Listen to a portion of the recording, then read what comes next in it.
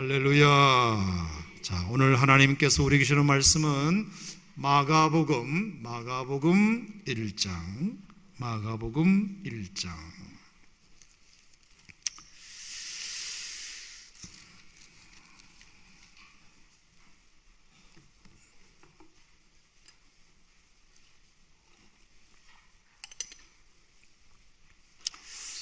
마가복음 1장 1절에서 8절까지.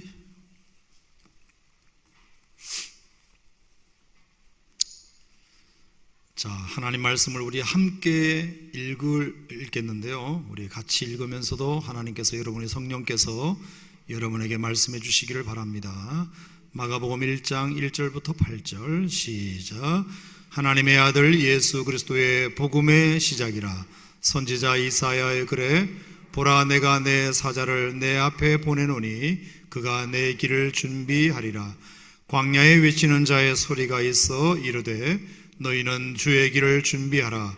그의 오실 길을 곧게 하라. 기록된 것과 같이 침례 요한이 광야에 이르러 죄 사함을 받게 하는 회개의 침례를 전파하니 온 유대 지방과 예루살렘 사람이 다 나아가 자기 죄를 자복하고 요단강에서 그에게 침례를 받더라. 요한은 낙타털 옷을 입고 허리에 가죽띠를 띠고 메뚜기와 석청을 먹더라. 그가 전파하여 이르되 나보다 능력 많으신 이가 내 뒤에 오시나니 나는 굽혀 그의 신발끈을 풀기도 감당하지 못하겠노라. 나는 너에게 물로 침례를 베풀었거니와 그는 너희에게 성령으로 침례를 베푸시리라. 아멘. 네. 혹시 성경을 읽으시다가 세례를 왜 침례로 읽을까? 한글도 잘 모르시나? 이러신 분들이 계시다면 우리 확신반에서 공부를 해보시면 아마 왜 우리가 침례로 읽는지에 대해서 또 배우시리라 생각합니다. 자, 오늘부터 저는 마가복음을 강의하겠습니다. 마가복음.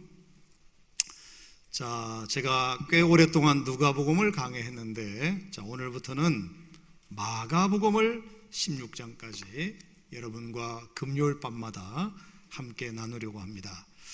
그래서 제가 다른 부탁은 잘 안 드립니다만 마가복음이 끝날 때까지만이라도 금양로교대는 꼭 참석해 주시면 진심으로 감사하겠습니다. 진심으로 감사드리는 바에 올시다. 마가복음이 끝날 때까지만이라도 굉장히 중요하니까요. 중간에 이렇게 이빨 빠지듯이 중간에 안 들어버리면 또 섭섭하니까요. 마가복음 정말 중요한 하나님의 말씀이 들어있는 것이거든요. 마가복음 전체를 강의하면서 제가 어떤 주제를 가지고 할까 나름 주제를 좀 생각해 보았는데, 마가복음 1장 1절에 하나님의 아들 예수 그리스도의 복음의 시작이라, 복음의 시작이라, 이런 제목이 글이 있어가지고 다시 복음으로, 제가 언젠가 주일날 설교했던 주제이기도 합니다만 우리가 다시 복음으로, 이런 주제 전체 제목을 잡고 마가복음 1장부터 이제 여러분과 함께 좀 나눠보도록 하겠습니다. 마가복음을 아주 속속들이 공부할 것이기 때문에 관심 있으신 분들은 이 마가복음이 끝날 때까지만이라도 결석하지 마시기를 부탁드리는 바에 올시다. 네. 자, 이 마가복음은 사복음서 중에서 또 굉장히 중요한 복음인데요, 마태복음, 마가복음, 누가복음, 요한복음, 사복음서 중에서 제일 먼저 기록된 복음이 무슨 복음일까요? 1번 마태복음, 2번 누가복음, 3번 요한복음, 4번 마가복음. 뭐가 제일 먼저 기록됐을까요? 어떻게 아셨어요? 역시 여러분들은 가르칠 필요가 없는 분들이에요. 자, 마가복음이 제일 먼저 기록되었어요. 최초의 복음서라고 그렇게 불려요. 그러니까 마가복음을 먼저 기록한 다음에 마태와 누가가 이 마가복음을 근거로 해서 마태복음과 누가복음을 기록했어요. 그러니까 마가복음이 전체가 678절인데요 678절 중에서 647절, 그러니까 31절 빼고는 마태복음과 누가복음에 그대로 다 인용이 되어 있어요. 그대로 다 인용되어 있어요. 그만큼 마태와 누가복음을 기록하는데도 마가복음이 아주 결정적인 영향을 주었다고도 볼 수 있고, 그 세 가지 복음을 참고해서 기록한 것이 이제 요한복음이기 때문에 하여간 마가복음이 사복음서에서 기여한 바는 굉장히 크다고 말씀드릴 수 있습니다. 자, 그러면 마가라는 사람이 어떻게 마가복음을 마태보다, 누가보다, 요한보다 먼저 기록할 생각을 했을까? 여러분 잘 들어보세요. 우리는 지금 이렇게 기록되어 있는 성경을 읽고 있기 때문에 그냥 그런가 보다 생각할 수 있는데,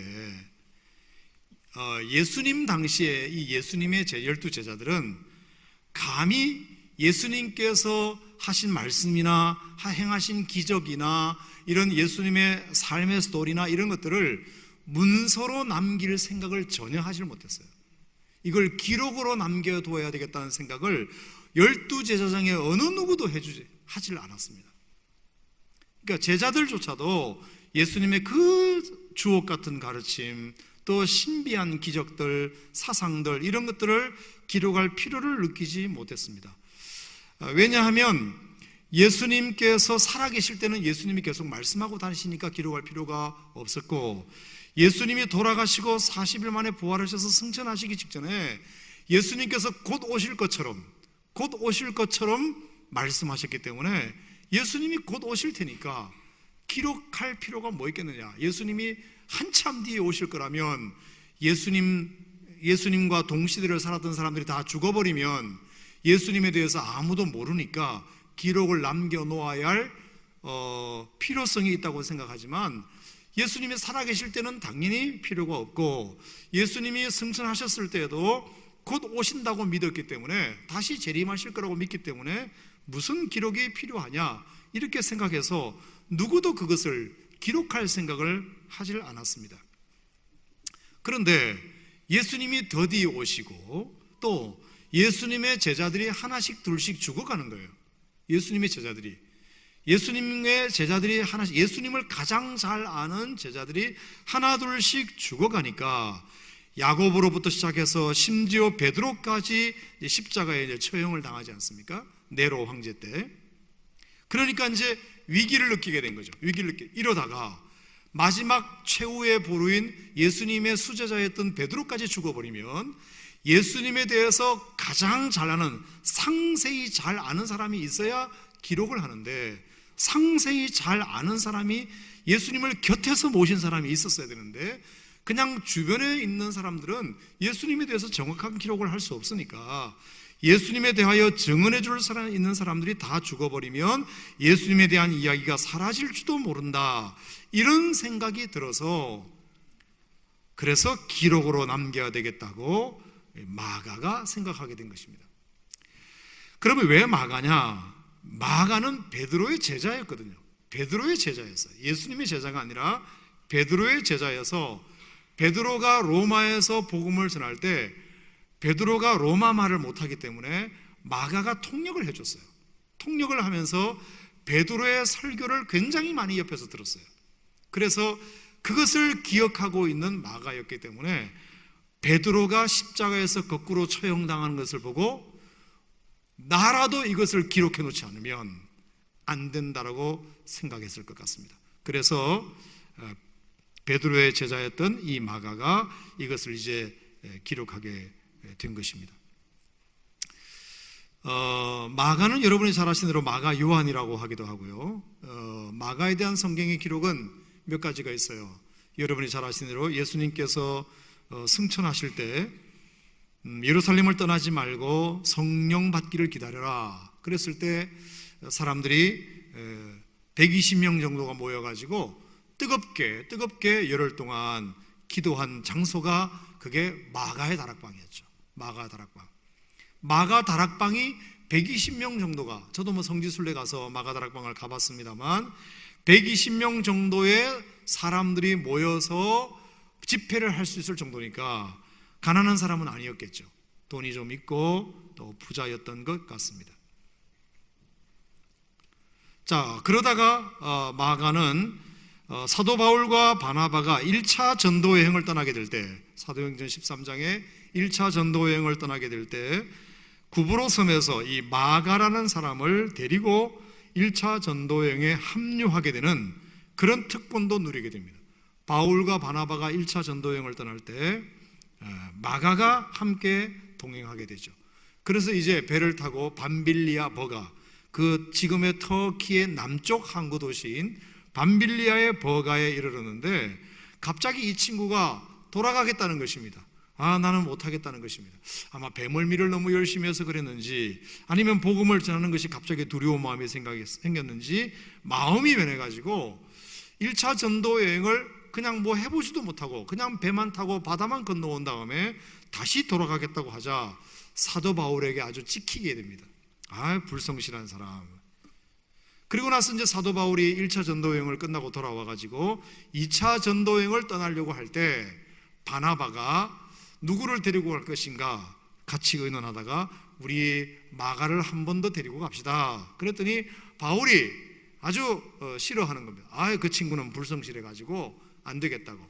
그래서 바나바는 한 번 더 기회를 주자 바울은 안 된다. 옥신각신 하다가 바울과 바나바가 그만 다투게 되고, 그래서 어쩔 수 없이 두 사람은 갈라지게 되어서 바울은 실라를 데리고 가고 바나바와 바나바는 마가를 데리고 이제 전도를 하게 되는 이런 일이 일어나게 됩니다.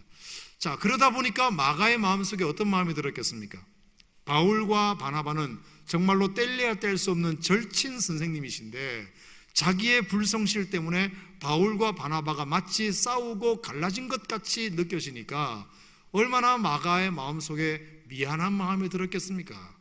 그래서 아마 그 이후로 마가는 회개하고 다시 복음 전도사에게 매진하지 않았는가 이렇게 생각이 드는데요. 그러면서 이 마가는 내 이 명예를 좀 회복할 수 있는 기회가 있어야 될 텐데, 바울 선생님에게 내 이 미안한 마음을 좀 갚아야 할 기회가 있어야 될 텐데 라고 생각하던 차에 골로새서 4장 10절에 와서 마가가 이런 일을 하게 됩니다. 자, 골로새서 4장 10절을 한번 찾아보겠습니다. 골로새서 4장 10절. 자, 에베소서, 빌립보서, 골로새서, 빌레몬서는 옥중 서신이죠. 바울이 지금 감옥에 갇혀 있을 때 쓴 서신입니다. 자, 감옥에 갇혀 있다는 것을 아시고 골로새서 4장 10절. 마가가 늘 이 바울에게 미안한 마음, 불성실한 그 자기에 대한 이미지를 좀 이렇게 희석시키고 명예를 회복할 기회를 찾던 중에 사도 바울이 감옥에 갇혀서 로마에 있는 감옥에 갇혀 있다는 소식을 알게 된 것 같아요. 자, 그래서 이제 골로새서 4장 10절 말씀해 보면 이런 말씀이 있습니다. 시작. 나와 함께 갇힌 아리스다고와 바나바의 생질 마가와 이 마가에 대하여 너희가 여명을 받았음에 그가 이르거든 영접하라. 자, 다른 것보다 나와 함께 갇힌 아리스다고와 바나바의 생질 마가, 나와 함께 갇혀 있다. 로마 감옥에 지금 바울이 갇혀 있는 그 감옥에 바나바의 생질인 마가가 함께 갇혀 있다는 것입니다.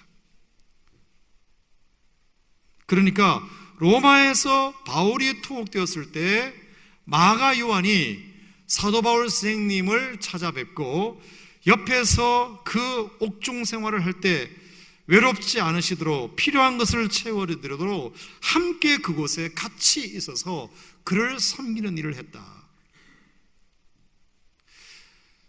참 놀라운 거죠. 놀라운 거죠. 아마 이때는 사도 바울이 가택연금을 하고 있었을 테니까 바깥에 나가지는 못하지만 그래서 안에는 쓰는 자유로우니까요. 그래서 바깥에 있는 사람들이 찾아와가지고 바울을 섬길 수가 있었어요. 섬길 수가 있었어요.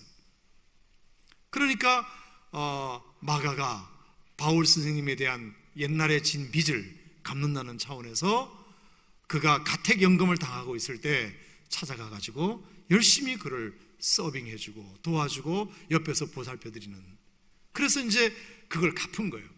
그러니까 바울의 마음속에 마가에 대한 그 불성실한 마음이 많이 없어졌겠죠. 그리고 고마운 마음이 들었겠죠. 자, 그러면서 이제 디모데후서 4장을 가보겠습니다. 디모데후서 4장 11절. 자, 디모데후서 4장의 감옥은 이제 가택연금이 아니에요. 진짜 감옥이에요. 저 지하에 깊이 파묻힌 정말 우리가 생각하는 그런 감옥에 갇혀 있습니다. 자, 디모데후서 4장, 그 감옥에서 이제 사도 바울은 가장 마지막 생애를 보내게 되는데요. 디모데후서 4장 11절 말씀을 보겠습니다. 시작. 누가만 나와 함께 있느니라. 네가 올 때에 마가를 데리고 오라. 그가 나의 일에 유익하니라. 아멘. 한때는 바울의 일에 무익했던 마가였지만 이제 마가는 어느덧 성장하고 성숙해서 사도 바울에게 유익한 존재가 되었다. 유익한 존재가 되었다. 그러니까 마가는 복음에 뜨거웠고 그냥 부자여서 다락방 정도 내주는 그런 사람이었지만, 그리고 불성실한 사람이었지만 자기가 명예를 좀 회복한다는 차원에서 사도 바울을 지근거리에서 돕고 그랬더니 마가를 굉장히 유익한 사람이라고 사도 바울은 마지막으로 평가하게 되었다는 것입니다. 소중한 사도 바울의 동력자가 된 것이죠. 자, 그런데 이제 베드로전서로 가보겠습니다. 베드로전서 5장 13절. 베드로전서 5장 13절. 자, 그렇게 해서 이제 사도 바울은 돌아가십니다. 사도 바울은 감옥에서 결국에 이제 순교를 당하시죠. 자, 바울이 순교를 당하자 이제 마가는 베드로를 동력하게 됩니다. 베드로를 함께 도와서 사역하게 되는데요. 베드로전서 5장 13절 말씀을 볼까요? 시작. 택하심을 함께 받은 바벨론에 있는 교회가 너희에게 문안하고 내 아들 마가도 그리하느니라. 자, 베드로전서는 누가 쓴 책인가요? 베드로가 쓴 책이에요. 베드로가 마가를 뭐라고 지칭하고 있어요? 내 아들이라. 내 아들이라. 육신의 아들이 아니죠. 내 아들이라 지칭한다는 것은 베드로를 얼마나 옆에서 아들처럼 챙겼는가. 그러니까 이 말은 마가가 베드로를 얼마나 아버지처럼 섬겼는가를 알 수 있어요. 그러니까 바울이 돌아가시고 바울을 마지막까지 봉양해드리고 그리고 베드로를 곁에서 도와줌으로 인해서 베드로의 복음 사역에 결정적인 역할을 한 사람이 마가였습니다. 마가. 아까도 말씀드린 것처럼 베드로가 로마에서 복음을 전할 때 통역을 도와주었던 사람이었다. 그래서 베드로의 말씀을 통역하면서 평소에 받아 적어 두었던 그런 예수님에 대한 이야기를, 설교를 잘 받아 적은 것을 토대로 하여 마가복음을 그가 이제 기록하게 된 것입니다. 파피아스라고 히에라볼리의 대주교였던 사람인데 그가 이렇게 마가에 대해서 평가했습니다. 마가는 베드로의 설교 통역자로서 설교를 곧잘 받아 적었다.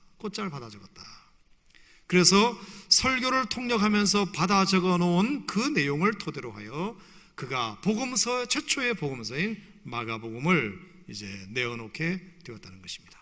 자, 그렇게 해서 이제 마가복음이 마가에 의해서 기록되게 되었다. 자, 마가복음이 쓰여진 배경에 대해서 그 정도로 여러분과 함께 나누도록 하겠습니다. 자, 그러면서 이제 마가복음은 이렇게 시작합니다. 하나님의 아들 예수 그리스도의 복음의 시작이라. 자, 내용이 뭐냐? 마가는 무엇을 쓰기를 원했느냐? 복음에 대해서 쓰기를 원했다. 하나님의 아들 예수 그리스도의 복음의 시작이라. 복음이 뭔지에 대해서 쓰기를 시작했다. 이런 복음의 내용이 뭐죠? 간단하게 말하면 십자가와 부활이죠. 예수 그리스도의 십자가와 예수 그리스도의 부활이 복음의 핵심 두 내용 아닙니까? 그래서 마가복음은 십자가의 신학이 아주 잘 정리되어 있는 아주 중요한 책입니다. 예수 그리스도의 십자가와 복음을 굉장히 많이 강조하고 있는 책이기도 합니다. 자, 왜 그러면 마가복음은 복음에 대하여 쓰기를 원했는가? 그리고 십자가와 부활의 복음에 대하여 그가 쓰기를 원했는가? 잠깐 정리를 좀 해드리겠습니다. 자, 여러분이 아시는 대로 로마의 기독교가 전해지면서 본격적인 로마의 기독교 박해가 시작된 것이 이제 네로 황제부터였잖아요. 네로 황제부터 그때가 이제 AD 64년에 로마에 큰 일이 하나 있었죠. 그게 뭐냐면 로마의 대화재가 일어났어요. 로마 시내에 3분의 2가 불탔으니까요. 엄청난 화재예요. 3분의 2가. 이게 굉장히 로마의 옛날 도시가 과밀했거든요. 따닥따닥 붙어있는 집안이라 그냥 이렇게 불이 한번 나면 3분의 2가 불탔으니까 완전한 대화재죠. 근데 그때 네로 황제가 하필이면 그때 60km 정도 떨어진 안티움이라는 곳에 바캉스를 가 있었어요. 그러니까 네로 황제가 바캉스 가 있는 동안 수도 서울에 화재가 난 거죠. 그러니까 민심이 좋겠어요? 안 좋겠어요? 얼마나 흉흉하겠습니까? 이런 판국에 지금 왕은 어디가 있냐? 이렇게 되지 않겠어요? 그러니까 네로 황제가 그 소식을 듣자마자 뛰어와가지고 그 화재를 수습하는 데 있어서 얼마나 많이 애를 쓰는지 몰라요. 애를 쓰는데도 불구하고 여전히 민심은 흉흉하고 이상한 소문이 막 돌기 시작하는 거죠. 그 중에 하나가 뭐냐면 워낙 이 로마 도시가 과밀로 따닥따닥 집이 붙어 있다 보니까 이게 로마가 더 이상 이렇게 팽창할 수 없어서 로마시 전체를 리모델링할 계획을 네로가 세우고 있었어요. 그런데 이런 신하들이 자꾸 반대하니까 그게 반대에 부딪혀 있었던 거예요.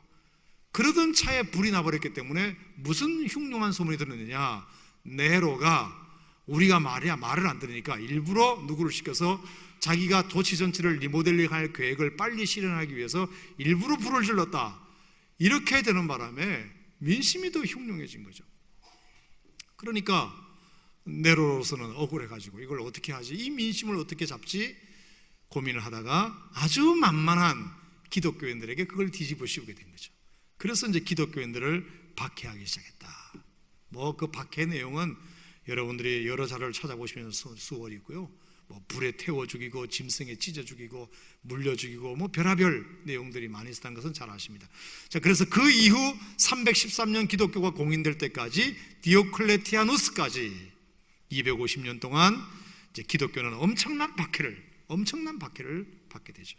자, 그러니까 지금 그때 이제 바울과 베드로도 네로의 박해 때 죽게 돼요.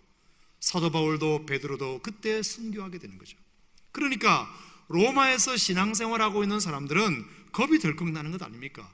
바울도 죽고 베드로도 죽고 기독교에 대한 본격적인 박해가 시작되니까 얼마나 사람들이 두려워하고 떨었겠습니까? 그때 이 베드로가 그 로마 성도들에게 그 두려워하고 있는 그 네로의 박해에 두려워하고 있는 그 그리스도인들에게 어떤 복음을 전하는 것이 좋을까? 그래서 마가복음을 쓰기 시작했고 그 마가복음의 핵심 요절이 그래서 십자가와 부활일 수밖에 없는 거예요. 십자가와 부활. 여러분이 당하는 그 고난 예수님이 이미 당하셨다. 여러분도 억울하게 당하는 그 고난 예수님도 억울하게 십자가에서 고난 당하시고 채찍 맞으시고 십자가에 죽으셨다. 우리가 고난 당하는 것은 예수님의 그 십자가에 함께 동참하는 것이다. 이렇게 위로하는 거죠. 하지만 예수님은 사흘 만에 부활하시지 않았느냐, 우리가 죽더라도 우리는 저 천국에서 다시 부활할 것이다, 이런 믿음의 소망을 줄 필요가 있었던 거죠. 그래서 마가는 책임감을 가지고 마가복음을 쓰기 시작한 거죠. 그래서 1장 1절에 복음이란 말을 집어넣은 거예요. 하나님의 아들 예수 그리스도의 복음의 시작이라. 복음의 시작이라. 복음에 대하여 마가복음 10장 45절에 보면 굉장히 유명한 구절이 있죠. 인자에 온 것은 섬김을 받으려 함이 아니라 도리어 섬기려 하고 자기 목숨을 많은 사람의 대속물로 주려 함이니라. 자기 목숨을 많은 사람의 대속물로 주려 했다. 예수님도 그렇게 했다. 그러니까 우리들도 저 네로가 박해를 하고 핍박을 하더라도 달게 받자. 예수님처럼 우리도 십자가를 생각하면서 달게 받자. 그렇게 된 것입니다. 그렇게 해서 이제 마가복음을 기록하게 되었다고 볼 수 있죠. 마가복음에는 제일 많이 나오는 부사가 하나 있어요. 그게 뭐냐면 즉시라는 부사예요. 즉시. 그리고 가장 많이 나오는 접속사가 그리고예요. 그리고. 자, 여러분, 그리고는 어떨 때 쓰나요? 그리고는 앞에 한 내용을 연결시킬 때 그리고를 쓰잖아요. 즉시는 어떤 말을 때 쓰나요? 즉시 뭘 했다. 그러니까 마가복음의 내용의 전개는 굉장히 빨라요. 그리고 마태복음과 누가복음이나 요한복음에는 길게 설명한 것도 마가복음은 짧게 설명하고 지나가요. 그리고 예수님의 가르침이나 비유나 이런 것들은 거의 없고 예수님의 행동, 예수님의 기적 이런 것들을 주로 많이 실어놨어요. 예수님이 어떤 일을 하셨고 어떤 기적을 행하셨고 그러니까 즉시 그리고 이런 부사가 많을 수밖에 없는 거죠. 그래서 내용 전개가 아주 긴박하게 진행되는 것이 다른 세계 복음서에 비해서 특징이라고 말할 수 있습니다.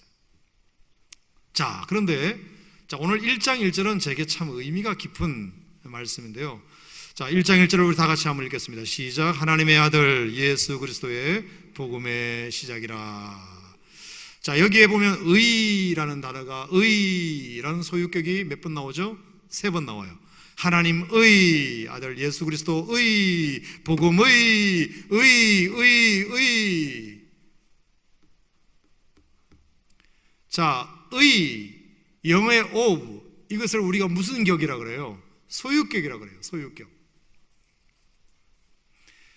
나의 핸드폰, 나의 집, 나의 차 이러면 그 차가 내게 속했다는 거예요. 내가 소유하고 있다는 거예요. 이 휴대폰, 이것이 내 휴대폰 그러면 이 휴대폰은 나에게 속했다는 거잖아요. 자, 그러면 하나님의 아들 예수 그리스도, 아들 예수 그리스도는 누구에게 속했다? 하나님에게 속했다. 아들 예수 그리스도는 이 땅에 그냥 태어난 것이 아니라 하나님으로부터 기인되었고 하나님의 소유된 자이다. 그리고 복음은 그 예수 그리스도의 복음이다. 예수 그리스도가 가지고 있는 복음이다. 예수 그리스도 안에서 발견할 수 있는 것이 복음이다. 이런 뜻입니다. 그리고 시작이라는 말은 복음의 시작이다. 우리의 어떤 시작은 예수 그리스도의 복음에 속했다. 예수 그리스도의 복음으로 말미암은 시작이다. 이것입니다. 여러분, 시작이란 단어는 참 듣기만 해도 가슴이 뛰는 단어죠. 실패했지만 다시 내가 시작해보자. 병들었지만 다시 시작해보자. 고난 중이지만 다시 시작해보자. 되는 일이 없었지만 다시 시작이다. 한 해의 시작, 한 달의 시작, 일주일의 시작, 하루의 시작. 사랑이 시작되고 결혼 생활이 시작되고 부부관계가 시작되고 시작이란 말은 참 좋은 말이잖아요. 시작은 늘 희망이잖아요. 자, 그런데 그 시작이 우리의 열심과 우리의 환경이 만들어져서 시작하는 것이 아니고 복음으로 시작하자. 복음으로 시작하는 것. 이것이 얼마나 우리에게 희망이 되는지 모릅니다. 내가 무슨 돈을 많이 가지고 있어서 사업 계획 플랜을 잘 짜가지고 이제 완벽히 계획이 준비되어 있으니 이제 내가 한번 시작해보자. 자기가 짜놓은 그 계획에 근거하여 내가 내 인생을 시작해보는 것이 아니라 그냥 태어났으니까 어쩔 수 없이 시작하는 것이 아니라 어쩔 수 없이 2015년이 되었으니까 한 해를 시작하는 것이 아니라 내가 복음으로, 예수 그리스도의 복음으로, 하나님의 아들 예수 그리스도의 복음으로 내가 다시 한번 시작해보자. 우리가 이렇게 적용하면 얼마나 그것이 우리에게 희망이 되는지 몰라요. 여러분, 참된 시작은 복음에 속해 있는 줄로 믿습니다. 복음 안에서 시작할 때 제대로 된 시작이 가능한 줄로 믿습니다. 나의 힘이나 나의 무기나 나의 지식이나 나의 용기만으로는 안 됩니다. 복음으로 가능합니다. 복음으로 뭉쳤을 때 가능한 것입니다. 예수님은 BC와 AD를 나누신 분이시죠. Before Christ, 주 전, 기원 전, 그리고 안노 도미니, 주 후. 그래서 AD와 BC를 예수님이 나누셨습니다. 예수님이 이 땅에 오심으로 새 역사가 시작되었습니다. 예수님이 이 땅에 오심으로, 이 땅에 오셔서 복음을 전거하실 때에 하심으로 새로운 시대가 열린 거예요. 예수님이 오시기 전과 예수님이 오시고 난 이후는 역사가 그것을 존중하고 있어요. 예수가 이 땅에 오셔서 이 지구촌의 역사가 새로 시작되었듯이 예수님이 여러분의 인생에 오시면 예수님의 그 복음이 여러분의 인생을 다시 시작하게 만드신 줄로 믿습니다. 예수님이 오시기 전의 생애와 예수님이 오시고 난 이후의 생애는 BC와 AD가 다르듯이 다른 인생을 살 수 있는 거죠. 2016년, 2017년 1월 1일이 된다고 해서 새로운 삶을 시작할 수 있는 게 아니에요. 새로운 직장으로 간다고 새로운 삶이 시작되는 것이 아니에요. 남녀가 결혼했다고 새로운 삶이 시작되는 것이 아니에요. 진정한 시작은 내 인생의 BC를 청산하고 내 인생에 예수님이 찾아오셨을 때 여러분의 인생의 새 역사 AD가 시작될 줄로 믿습니다. 아멘. 예수님은 하나님의 아들, 하나님은 창조주이시고 주인이시고 우리의 아버지시고 우리의 왕이시고 우리의 통치자이시고 우리를 사랑하시는 분이시고 우리를 아시는 분이시고 우리에게 능력을 베푸시는 분이시고 공의로우신 분이시고 거룩하신 분이시고 전지하신 분이시고 전능하신 분이시고 무소부지하신 분이십니다. 그 하나님의 아들 예수 그리스도의 복음으로 우리는 시작할 때 그분의 능력을 가지고 우리가 다시 시작해 볼 수 있다. 사랑을 다시 시작하기를 원하시는 분, 사업을 다시 시작하기를 원하시는 분, 다시 내가 내 인생을 다시 시작해보고 싶으신 분들, 여러분 다른 계획보다 여러분의 마음속에 복음으로 무장하시면, 예수 그리스도의 복음으로 무장하시면 하나님께서 정말 여러분들에게 새로운 시작의 기회를 주실 줄로 믿습니다. 할렐루야. 자, 그러면 그 시작은 어떻게 복음으로 시작하면 하나님께서 우리의 인생을 어떻게 해주시느냐, 그 시작과 관련된 몇 가지 글을 잠깐 나누고 말씀을 마치겠습니다. 자, 2절과 3절 말씀을 우리 다 같이 읽겠습니다. 2절과 3절 시작. 선지자 이사야의 글에 보라, 내가 내 사자를 내 앞에 보내노니 그가 내 길을 준비하리라. 광야에 외치는 자의 소리가 있어 이르되 너희는 주의 길을 준비하라. 그의 오실 길을 곧게 하라. 기록된 것과 같이. 자, 예수 그리스도로 말미암아 복음이 시작될 때 첫 번째 하나님께서 하신 일이 뭐냐면 예수 그리스도가 오시기 전에 하나님의 사자를 예수님 앞에 보내셔서 예수님이 갈 길을 준비하셨다는 것입니다. 준비하셨다. 누가? 하나님이 예수님의 갈 길을 누가 앞서 보내심으로, 예수님보다 앞서 보내심으로 예수님이 그 길을 잘 가실 수 있도록 길을 닦아 놓으셨다. 길을 닦아 놓으셨다. 그게 누군가요, 여러분? 그게 침례 요한이잖아요. 침례 요한이잖아요. 복음이 시작될 때 예수님을 그냥 보내시지 아니하시고 예수님이 그것을 잘 하실 수 있도록 하나님께서 미리 보낸 자가 있었다. 미리 준비해 두셨다. 주의 길을 하나님이 준비해 주셨다는 것입니다. 하나님께서, 하나님의 아들 예수님이 그 일을 잘 시작하실 수 있도록 하나님께서 잘 준비해 놓으셨다. 제가 이 말씀을 이렇게 적용해 보았습니다. 우리가 복음 안에서 하나님을 믿음으로 뭔가를 시작하면 하나님께서 내가 시작한 이 시작을 하나님이 잘 갈 수 있도록 길을 준비해 놓고 계시는구나. 하나님이 준비해 놓고 계시는구나. 이런 믿음을 우리가 가질 수 있는 거죠. 우리가 어떤 돈만 준비했다고 시작하는 것이 아니라 기가 막힌 마스터 플랜을 잘 짜놓고 시작하는 것이 완벽한 준비가 아니라 하나님을 믿는 믿음, 이 복음으로 무장되어, 믿음으로 무장되어, 하나님의 뜻으로 무장되어 뭔가를 시작하면 하나님께서 우리가 그 일을 잘할 수 있도록 하나님이 미리 다 준비해 놓으신다. 저는 그게 너무 은혜가 됩니다. 그런 눈으로 보니까 성경에 몇 인물들이 눈에 들어와요. 예컨대 아브라함이죠. 아브라함이 75세 때 갈대아 우르에 있을 때 하나님께서 부르셔가지고 아브라함아, 내가 너를 창대하게 하고 너의 이름을 창대하게 하고 너를 복이 되게 할 것이며 너로 인하여 큰 민족을 내가 이루리라. 아브라함이 새로운 인생을 75세에 시작합니다. 무엇으로? 하나님의 명을 받아 복음으로, 믿음 안에서 하나님을 믿는 믿음으로 75세에 새로운 인생을 시작합니다. 75세 살았던 인생은 그건 가짜로 산 인생, 성경에는 아무런 기록도 없는 인생. 하지만 75세 할아버지 나이에 하나님을 만남으로 새 인생을 시작합니다. 하나님이 새로운 인생을 75세에 시작하게 하신 이상 하나님이 그 아브라함에게 모든 길을 다 준비해 놓으십니다. 다 준비해 놓으십니다. 네가 시작해, 그리고 네가 알아서 해, 그게 아니죠. 하나님께서 아브라함의 가는 길을 다 준비해 놓으셨다. 아멘. 그래서 하나님을 믿음으로 하나님께 순종하고 하나님과 함께 시작하는 믿음의 시작은 나 혼자 가는 것이 아니구나. 하나님이 다 준비해 놓으시는 것이구나. 제가 그걸 깨닫게 됩니다.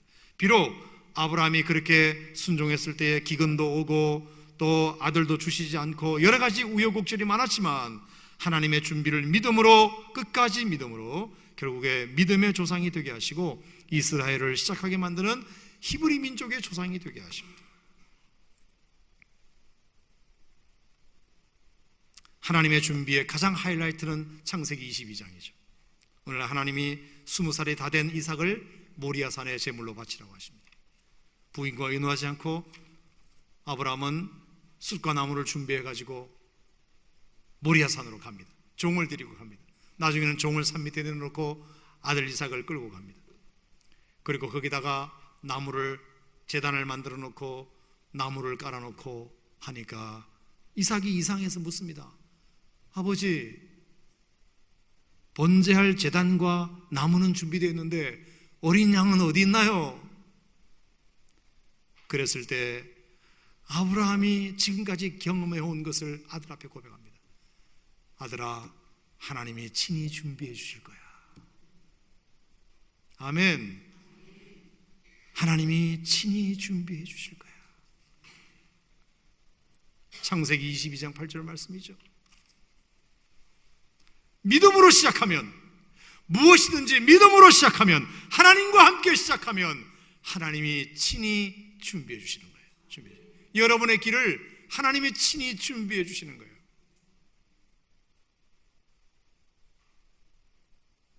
그래서 나온 말이 뭐예요? 여호와 이래, 하나님이 친히 준비해 주시리라. 그래서 아들을 바치지 않아도 되고 하나님께서 양 한 마리를 나무에 걸리게 해놓고 그것을 아들 대신 바치게 하시지 않습니까? 아브라함이 며느리를 구할 때도 마찬가지였어요. 자기 아들 이삭의 며느리를 구할 때도 엘리에셀이라는 종을 보내면서 그렇게 얘기하죠. 며느리를 네가 저 고향 땅에 가서 며느리를 좀 구해와라. 그랬을 때 창세기 24장 17절 말씀에 보면 그 엘리에셀에게 이렇게 얘기하죠. 그가 그 사자를 너보다 앞서 보내줄 것이다. 주인님, 제가 우리 도련님의 사모님이 되실 분을 제가 어떻게 알아보고 구해온다는 말씀입니까? 그때 창세기 24장 17절에 아니다, 그가 그 사자를 너보다 앞서 보내실 것이다. 이게 하나님의 준비죠. 하나님의 준비죠. 믿음으로 시작하는 자에게 하나님이 준비해 주신다는 것, 저는 그것이 얼마나 제 삶의 간증이기도 하고요, 아마 여러분의 간증이라 생각합니다. 모세도 마찬가지입니다. 하나님이 다 준비해 놓으셨다는 사실을 믿었습니다. 가시떨기나무 불꽃 가운데서 하나님을 만날 때에는, 하나님의 소명을 받을 때는 안 한다고 그랬습니다. 내가 어떻게 그것을 하느냐고 말씀했습니다. 자기는 자격도 없고 자신이 없었지만 하나님께서 이것저것을 준비해 놓으셨습니다. 모세의 손의 능력, 그리고 지팡이, 그리고 자신의 말을 대신해 줄 아론, 하나님이 준비시켜 주셨습니다. 그래서 바로가 반대해도 걱정이 없었습니다. 하나님이 준비해 주시려는 믿음. 그래서 10가지 재앙, 또 홍해, 마라의 쓴물도 마찬가지예요. 하나님께서 나뭇가지 하나를 준비시켜 놓으셔서 그것으로 단물을 만드시고, 홍해를 건널 때는 지팡이를 내리셔서 육지처럼 건너게 하시고, 또 사람들이 배가 고프다고 불평할 때는 하나님께서 하늘의 만나를 준비하셔서 하늘에서 만나를 빛처럼 내려주시고, 아멘. 믿음으로 시작한 자에게는 하나님께서 절대로 그 인생을 책임져 주신다. 보고만 해서 시작하자. 우리가 보고만 해서 시작하자. 하나님을 믿는 믿음으로 기도로 시작하자. 믿음으로 시작하자. 하나님의 뜻을 실천하고자 하는 마음으로 무언가를 시작하자. 그러면 하나님이 준비해 주실 것이다. 저는 그런 믿음이 여러분에게 있기를 주의 이름으로 축원합니다. 자, 4절 5절 두 번째 다 같이 시작. 침례 요한이 광야에 이르러 죄 사함을 받게 하는 회개의 침례를 전파하니 온 유대 지방과 예루살렘이 다 나아가 자기 죄를 자복하고 요단강에서 그에게 침례를 받더라. 두 번째 믿음의 시작의 두 번째 필요한 요소는 회개와 자복입니다. 회개와 자복. 믿음으로 진정한 시작을 하고 싶은 분들이 계시다면 그동안 믿음으로 살지 못했던 것에 대한 분명한 청산이 있어야 됩니다. 분명한 청산. 리턴, 메타노에오, 회개하는 거죠. 회개하는 거죠. 믿음으로 시작한다. 내 인생이 정말 새롭게 시작하고 싶다. 내 인생의 BC를 청산하고 내 인생에도 이제 AD를 경험하고 싶다. 주님, 내 인생에도 예수님이 오셔서 내 인생을 새롭게 시작하게 해 주시옵소서. 여러분이 그렇게 기도하신다면 반드시 해야 될 것이 있습니다. 그게 뭐냐? 회개하는 것입니다. 회개하고 자복하는 것. 이게 뭐죠? 내가 지나간 삶에 대한 분명한 청산이 있어요. 분명한 청산. 하나님, 과거에 내가 잘못 살았습니다. 내가 잘못했습니다. 내가 내 마음대로 살았습니다. 내 뜻대로 살았습니다. 내가 잘난 줄 알고 살았습니다. 하나님 없이 살았습니다. 그거 잘못된 겁니다 라고 분명하게 청산하는 것입니다. 그래야 하나님께서 믿음으로 시작하는 자와 하나님이 함께 해주십니다.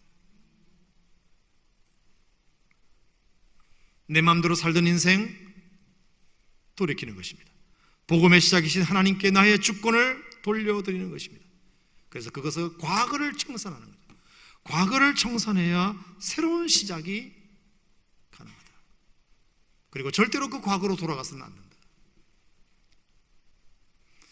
여러분, 제가 성경 공부 때마다 늘 하는 얘기지만 히브리인이라는 이름이 이게 이브리라는 말에서 나왔다 그랬잖아요. 이게 아바르라는 동사에서 나왔고 아바르라는 말이 이게 물을 건너다라는 뜻이었습니다. 그럼 이브리 하면 물을 건넌 사람들, 물 건너온 사람들, 이게 히브리 민족의 이름이에요. 무슨 물을 건너왔나요? 하란 땅에서 그들이 유브라데스 강을 건너왔습니다. 유브라데스 강을 건너서 그들이 가나안 땅으로 들어왔어요. 물을 건너왔다는 의미는 어떤 의미입니까? 과거, 물 건너오기 전에 세상을 청산했다는 의미입니다. 그래서 사람들이 죽으면 돌아가셨습니다, 소천하셨습니다, 사망하셨습니다, 별세하셨습니다, 이런 얘기도 하지만 더 이상 건널 수 없는 강을 건너가셨습니다. 한번 사람이 죽으면 이제 다시 건너올 수 없는 거죠. 물 건너간다는 그거예요. 그래서 우리가 흔히 그런 얘기를 하죠. 그 물 건너갔어. 그 물 건너갔어 벌써. 이 말은 뭐예요? 돌이킬 수 없다는 뜻이잖아요. 다시는 되돌릴 수 없는 과거. 그럴 때 우리가 물 건너갔다는 표현을 씁니다. 여러분, 우리 예수 믿는 사람들은 물 건너온 사람들입니다. 유브라데스 강을 건너서 하란에서 건너온 사람들입니다. 그리고 애굽에서 홍해를 건너 광야로 건너온 사람들, 광야에서 요단강을 건너 가나안으로 건너간 사람들, 물을 건너온 사람들. 그래서 물 건너오기 전에 모든 세상은 다 청산해야만 하는 사람들. 그래야 믿음의 시작을 할 수 있는 거죠. 믿음의 시작을 할 수 있는 거죠. 그런데 이스라엘 백성들은 홍해는 건너왔을지 몰라도 과거를 청산하지 못했어요. 뻗득하면, 배고프면, 목마르면 애굽 얘기를 했어요. 애굽에 있을 때가 좋았는데, 애굽에 고기가 마켓했을 때가 좋았는데, 회개하지 못한 거예요. 청산하지 못한 거예요. 그러니까 광야 생활이 믿음 생활을 이어갈 수 없는 거예요. 믿음의 광야 생활을 이어갈 수 없는 거예요.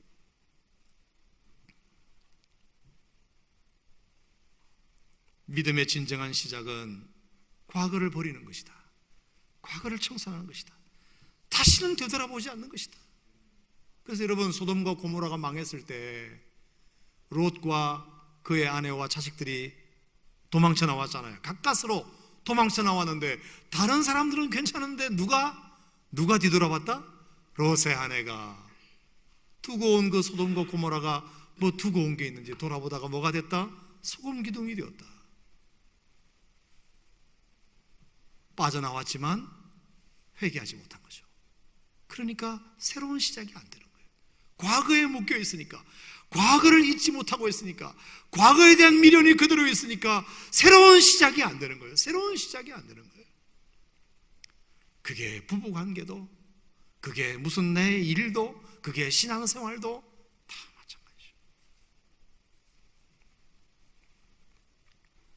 세상의 염려를 다 끌어안고 살았던, 전전긍긍했던 우리의 약한 우리의 시절을 여러분 돌이키고 하나님께 주권을 다 맡겨드리고, 그렇게 물 건너온 백성들이니 여러분이 믿음으로 복음으로 다시 시작하기를 원하신다면 오늘 본문 말씀에도 있듯이 회개의 침례, 좌기제를 자복하고 요단강에서 그에게 침례를 받으라. 그래야 우리가 새로운 시작이 가능해요. 복음의 시작이 가능해요. 아멘, 아멘.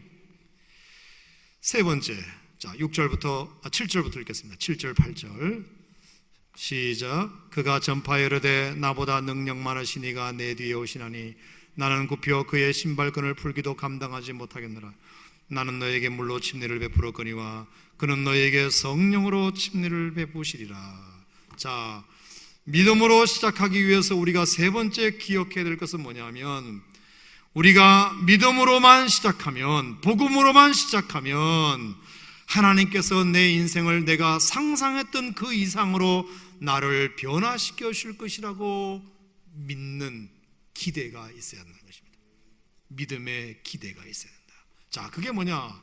침례 요한이 그랬죠. 나는 물로 침례를 베풀지만 예수님은 오시면 성령으로 침례를 베풀어 주실 분이시다. 그분은 내가 신발끈을 풀기도 감당치 못할 분이시고 나보다 능력이 많으신 분이시다. 하나님이 우리를 다루시면, 예수님이 내 인생에 개입하시면 내 처지와 상관없이, 내 인격과 상관없이, 내 환경과 상관없이, 내 지식과 상관없이, 내 배경과 상관없이 하나님이 복음으로 나를 다시 시작하게 만드시면 나를 놀랍게 변화시켜 주실 것이다. 여러분이 상상하는 그 이상으로 여러분의 삶을 변화시켜 주실 것이라는 믿음을 우리가 가질 필요가 있습니다. 요한복음 14장 12절 13절의 말씀에 예수님께서 두 번씩이나 진실로 강조하신 말씀이 뭐냐? 나를 믿는 자는 내가 하는 일을 그도 할 것이요 나보다 더 큰 일도 하리라. 이것이 예수님의 약속입니다. 사과 안에 들어있는 사과씨가 몇 개인지는 우리가 헤아릴 수 있지만 사과씨 속에 감추어진 사과는 몇 개인지 아무도 모르듯이 우리가 복음 안에 들어있으면 그 복음 안에는 놀라운 능력이 있습니다. 놀라운 능력이 있습니다.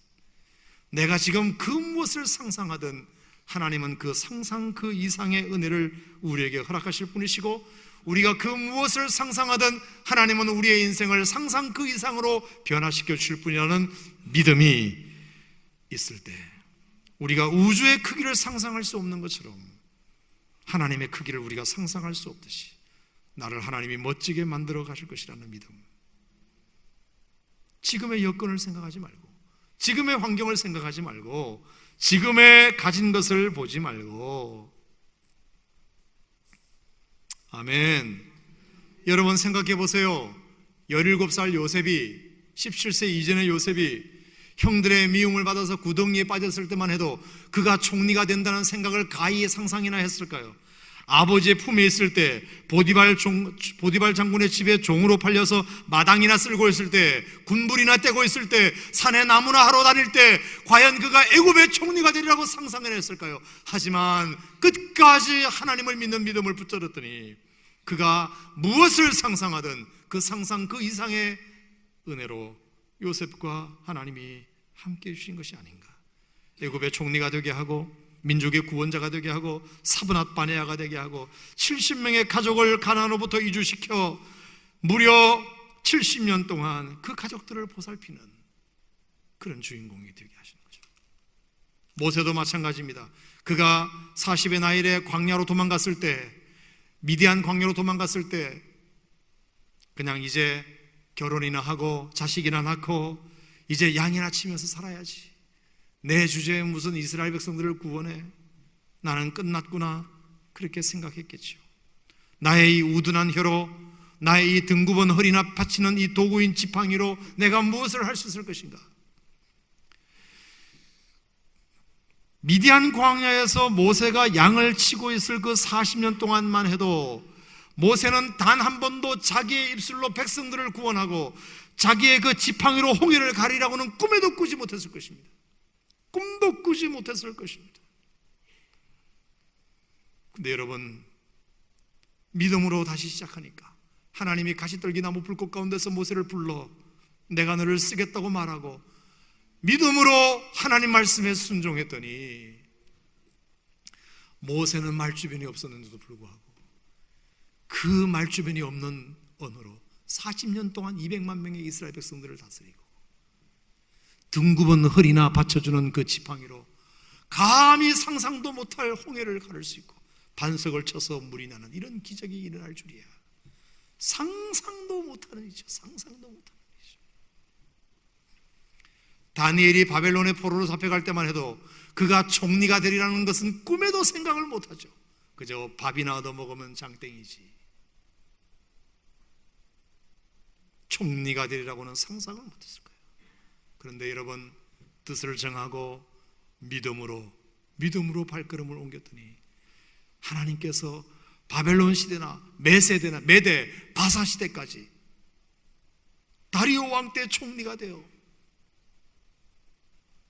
사자굴에 집어넣었을 때도 하나님이 정말 나는 이제 죽는가 보다, 이렇게 순교당하는가 보다, 설마 그 굶주린 사자들이 입을 막고 자기를 살려줄 줄이야 꿈에도 생각하지 못했겠죠.